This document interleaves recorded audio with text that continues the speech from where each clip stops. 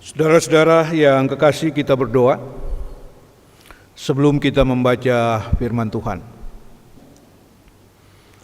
Bapa yang kekal, Allah di dalam Kristus, firman hidup kepala gereja. Kami anak-anak-Mu berkumpul dan ingin mendengar firman-Mu. Tuntun kami dengan Roh, agar kami juga membuka hati, karena kami percaya Engkau satu-satunya yang menuntun kami. Karena itu persiapkanlah kami ya Tuhan, sebab sebagai anak-Mu kami siap mendengar firman.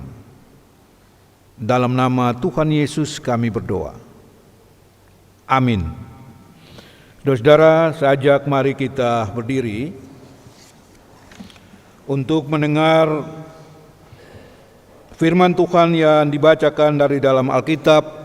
Haleluya.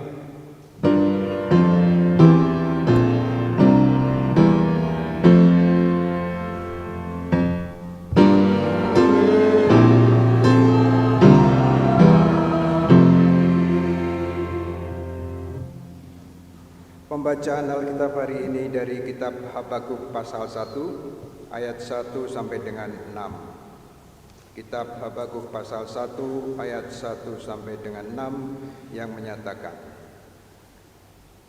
ucapan ilahi dalam penglihatan Nabi Habakuk. Berapa lama lagi ya Tuhan aku berteriak, tetapi tidak Kau dengar. Aku berseru kepadamu kekerasan, tetapi tidak Kau tolong. Mengapa Engkau memperlihatkan kepadaku kejahatan dan memandangi saja kelaliman? Ya, aniaya dan kekerasan ada di depan mataku. Perbantahan dan pertikaian menjadi-jadi. Itulah sebabnya hukum tak lagi berdaya, dan keadilan tidak pernah ditegakkan. Sungguh, orang fasik mengepung orang benar. Itulah sebabnya keadilan diputarbalikkan. Lihatlah di antara bangsa-bangsa dan perhatikanlah, terheran-heranlah dan tercenganglah. Sebab aku akan melakukan sesuatu pada zamanmu yang jika diceritakan tidak akan kamu percayai.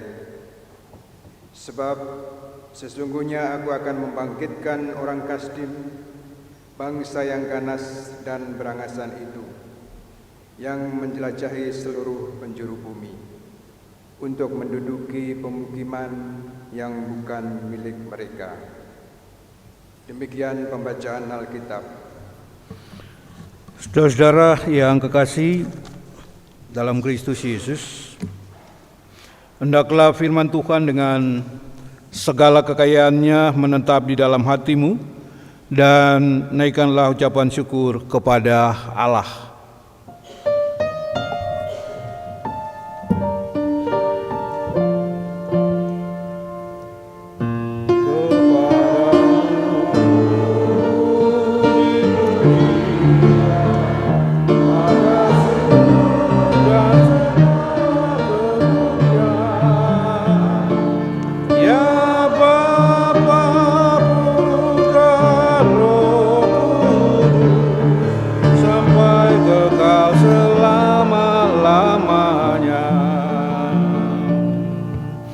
Bapak dan Ibu, saudara-saudara dipersilakan duduk kembali dan selamat pagi. Shalom. Saudara-saudara, tadi ibu-ibu tuh nyanyinya bagus paduan suaranya, dan mungkin karena ruangan juga ditata demikian ya. Jadi suaranya bulat ya. Didengar ada kombinasi dari suara-suara dalam menyampaikan pujian. Saya kira saudara-saudara punya suara 1, 2, 3, dan 4 dikombinasi ya, sehingga bunyinya baik karena kondisi dalam ruangan juga yang bagus. Nah kemudian nggak ada yang tepuk tangan. Kenapa bagus gitu nggak ditepuk tangan gitu loh? Enggak, Pak Pendeta, nanti GPIB biasanya nggak tepuk tangan. Berapa banyak sih GPIB nggak tepuk tangan? Beribu-ribu orang tepuk tangan lebih banyak dari GPIB. Pertanyaannya siapa yang benar nih?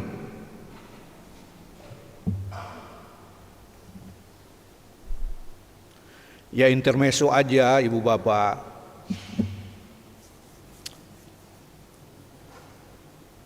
Saudara-saudara, sebetulnya peristiwa-peristiwa pelanggaran terhadap Allah itu juga ada dalam kehidupan saya, saudara, dan keluarga juga.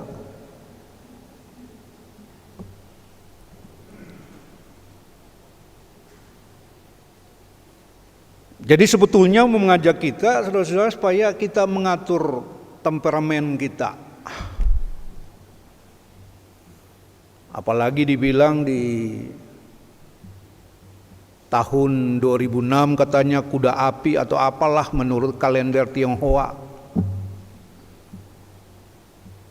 Lalu kajiannya adalah begitu banyak perubahan yang begitu drastis terjadi. Sehingga menyeret emosional kita muncul, saudara-saudara. Ya mungkin tahun ini seperti itu, mungkin ya Pak Pendeta sih enggak melihat itu sebagai sesuatu yang berhubungan dengan kita juga. Bagaimana kita mengatur temperamen kita, emosional kita. Karena itu dia kontak kepada saat mana kita selesai hidup. Ya kan? Dalam catatan kita nggak pernah tahu kapan kita dipanggil Tuhan. Nggak pernah tahu. Tapi banyak catatan juga kematian itu berhubungan dengan detik jantung kita. Emosional kita yang tidak terkendali. Marah, jengkel,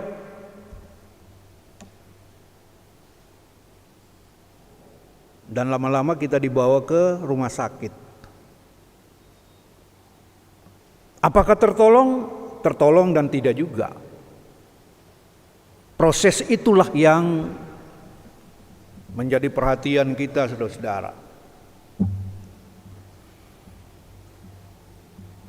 Kalau membaca firman Tuhan pada saat ini, saudara-saudara, ada keluhan. Apa itu keluhan?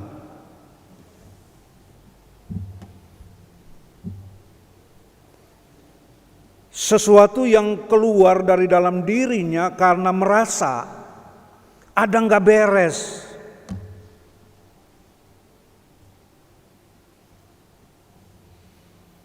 Duh gimana ya, aduh pusing kepalanya. Apalagi baru kemarin dia makan RW atau gitu kan.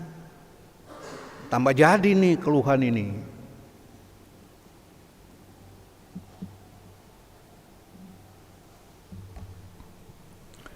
Di dalam bacaan firman Tuhan, keluhan ini pasti dijawab. Sebab ada dua sisi yang saling melengkapi, kiri dan kanan, minta dan diberi. Keluhan dan jawaban. Nah karena itu saudara-saudara sebagai pribadi, Bapak Ibu dan saya, di manakah kita menempatkan Allah?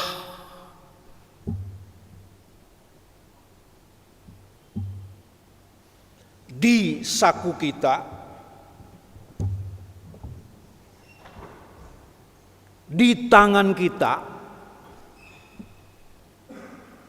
di depan kita, atau di belakang kita?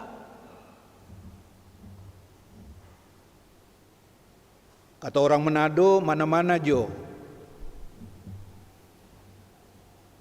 Kata orang Ambon, terserah aleh mau tempatkan Tuhan itu di mana. Sebab Tuhan bebas. Itu yang disebut dengan kedaulatan Tuhan. Posisi yang sangat-sangat tinggi, kuasa yang sangat-sangat tidak terbatas, saudara-saudara. Lalu kita terbatas, dia tidak.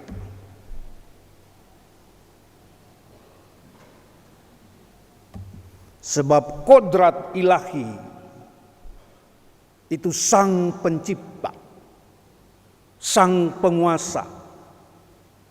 Dan kodrat Bapak Ibu dan saya, kodrat insani yang terbatas, yang hanya menerima eksistensinya sebagai yang diciptakan. Karena itu terbatas. Karena itu jaga temperamennya. Kalau kita mengeluh,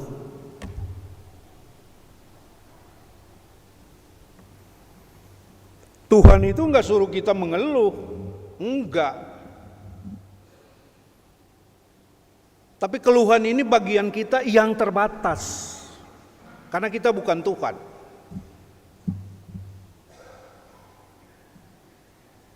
Jadi, saudara-saudara, kalau Habakuk ini dipanggil Tuhan untuk melakukan sesuatu sebagai manusia yang terbatas, maka dia mengeluh. Keluhannya luar biasa ini. Berapa lama lagi Tuhan aku berteriak?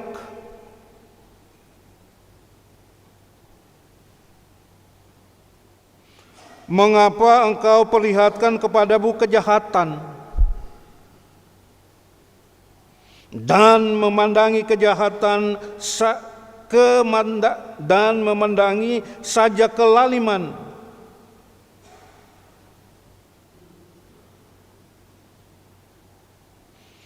Aku berseru kepadamu kekerasan, tetapi tidak kau tolong. Wah, ini bahaya ini kalau keluhan kita kepada Tuhan yang menguras energi kita, saudara-saudara. Dan saya percaya Bapak Ibu dan saya seperti itu. Menguras energi kita.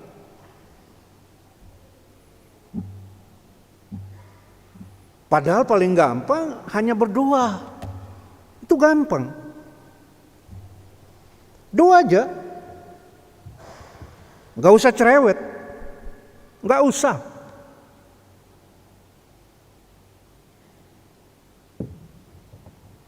Karena doa itu tidak membawa kita kepada emosional. Dalam Matius pasal 6, kita berdoa. Tapi awalnya dikatakan masuk di dalam ruangan atau kamar. Apa artinya? Sesuatu yang tertutup, sesuatu yang tidak diganggu, sehingga doa kita itu dinaikkan betul dengan sungguh-sungguh. Kalau doa itu dinaikkan dengan sungguh-sungguh, bukan emosional. Karena kita hadapi Tuhan tuh yang sangat mengetahui. Beda dengan kita menghadapi manusia. Baru bilang A, dia sudah sampai Z. Ayo coba loh. Apa lu gak bingung hadapi orang seperti itu? Tuhan tuh gak gitu. Hadapi Tuhan aja, berdoa Bapa yang di sorga, atau doa Bapa kami yang sempurna. Itu aja.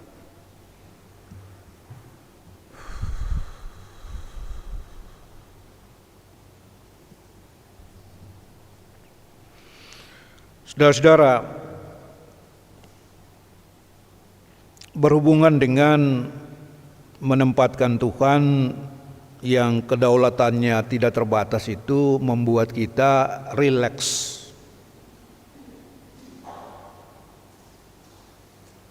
rileks terhadap Tuhan. Hubungannya mengatur temperamen kita terhadap sesama kita. Kita tahu tugas tanggung jawab orang tua ya kepada anak-anak.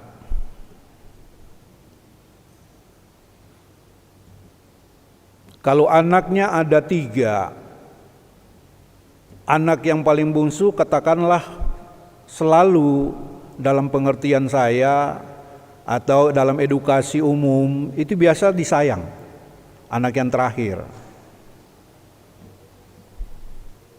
Sebaliknya anak yang tua itu tanggung jawabnya besar.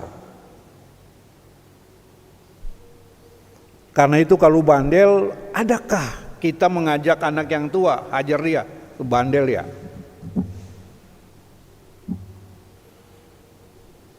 Adakah gitu? Saya kira ada juga.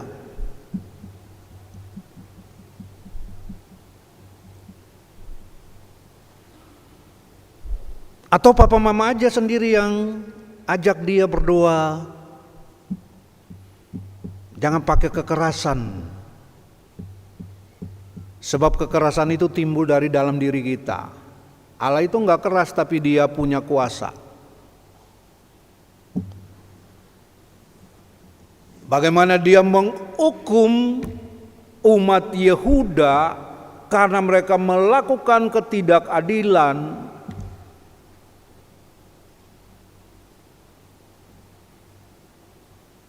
Dia tenang-tenang aja, cuma dia suruh, Kasdim, Babilonia, hajar itu. Dia cuma perintah aja tuh, hajar itu Yehuda.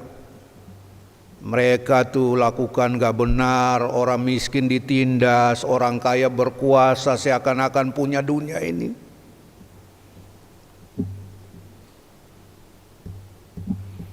Semau-mau dia, kakak yang tua bahkan adik yang bungsu semau-mau dia.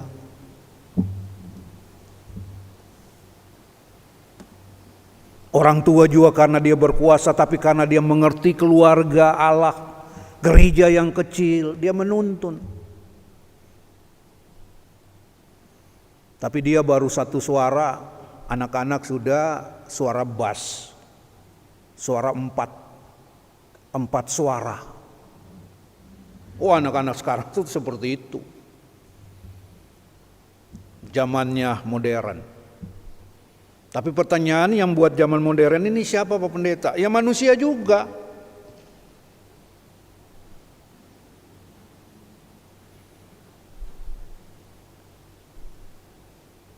Zaman yang begitu maju. Seakan-akan dia mengatakan, "Oh Allah, engkau terlambat, tunggu Jo."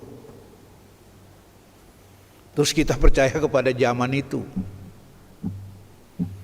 Enggak ada cerita seperti itu. Generasi 65. Sekarang generasi Z. Hati-hati. Generasi akan muncul adalah generasi alfa. Awal lagi.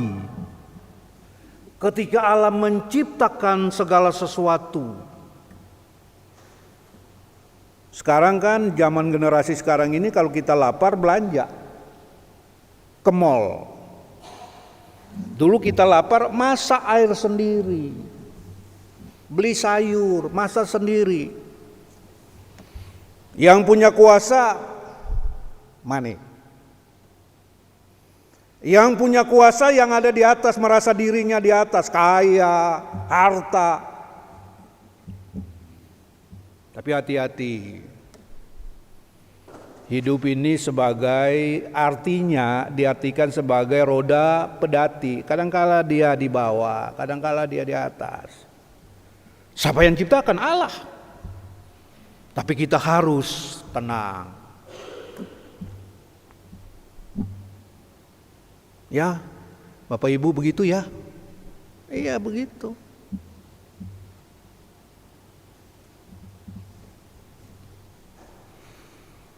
Karena itu, Bapak Ibu tahu peristiwa Babel yang menyebabkan kita berserakan seperti ini.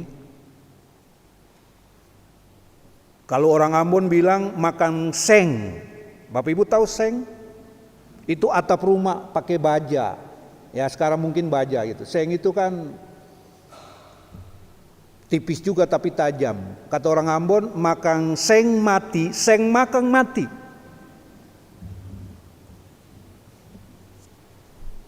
Kalau orang Jawa bilang gak opo-opo ya. Beda kita nih, punya bahasa-bahasa yang beda karena peristiwa Babel. Pertanyaannya, Babel itu siapa sih? Orang-orang yang merontak terhadap Allah, membangun Babel tinggi, menaranya supaya bisa sama dengan Allah. Allah memakai mereka. Mereka yang kuat, ganas, geram untuk menghukum umatnya Yehuda. Jadi kalau peristiwa saat ini terjadi, saudara-saudara, dalam kehidupan kita, yang real juga terjadi dalam kehidupan keluarga kita, siapa yang bertindak? Allah lah, siapa lagi? Terus Allah pakai siapa? Bisa saja dia memakai siapa saja.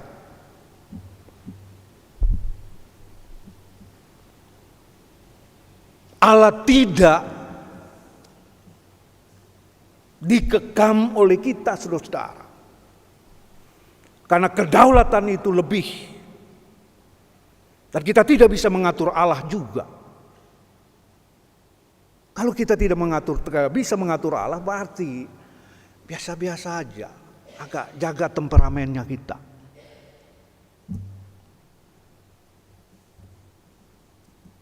Karena kita bukan berhadapan dengan Allah.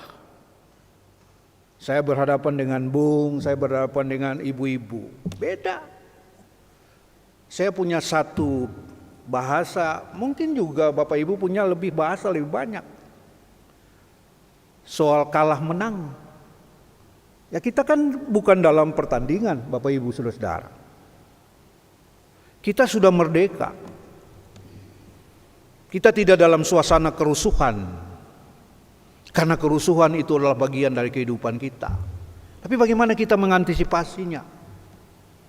Sebagai orang yang mentuhankan Yesus Kristus itu. Sebagai orang yang nanti menjadi teladan karena imannya.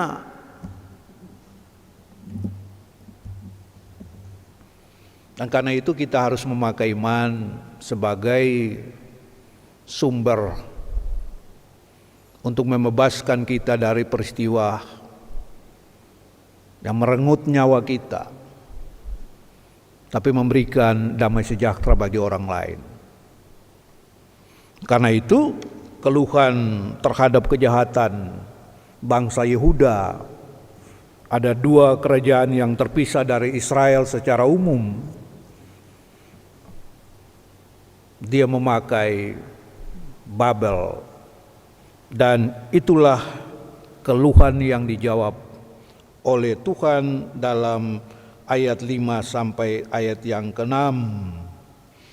Lihatlah di antara bangsa-bangsa dan perhatikanlah, terheran-heranlah, tercengang sebab aku melakukan sesuatu pada zamanmu yang jika diceritakan tidak akan kamu percayai, sebab sesungguhnya aku membangkitkan orang Kasdim.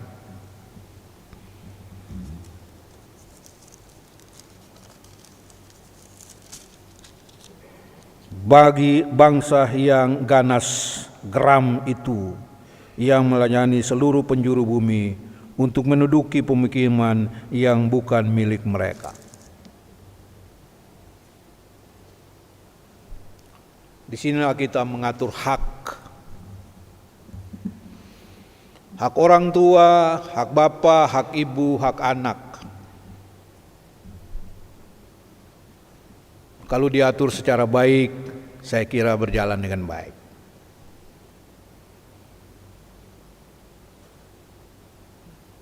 Saya mengajak kita jangan juga memakai wewenang kita, saudara-saudara. Jangan juga memakai kekuatan kita karena kita orang yang memiliki lebih berkat Tuhan. Apabila Bapak dan Ibu dan saya diberikan kepercayaan dalam pemerintahan, lakukan itulah dengan penuh kesadaran bahwa karena anugerah saja kita ditempatkan, bukan menjadi sesuatu, tapi tugas kita adalah menjadi gereja.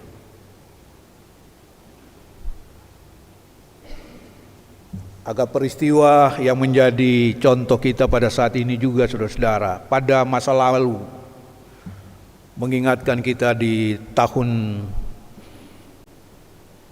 2026, ya, minggu yang terakhir di bulan Januari ini. Sebab hal yang serupa pada tahun yang kemarin, keluarga tahun kemarin, teman tahun kemarin, persekutuan tahun kemarin, sama dengan tahun ini juga. Oh Bapak Ibu, kemarin saya lihat pakai baju merah dan baju hijau di Natal. Tahun depan ketemu juga baju hijau, baju Natal juga, sama aja. Artinya, mari saya mengajak Bapak Ibu dan saya, kenal benar kedaulatan Allah, kuasanya yang menghukum dan mengasihi. Sebagai anak-anak kita telah menerima anugerahnya. Karena itu, aturlah hidup kita dengan baik. Jangan emosional. Jalanilah hidup karena Allah juga mau mengasihi kita, agar kita terhindar dari segala cara yang juga merugikan kita. Pulanglah dalam damai sejahtera dan lakukanlah perintah Tuhan dalam kehidupan kita, dan Tuhan Yesus memberkati kita sekalian. Amin.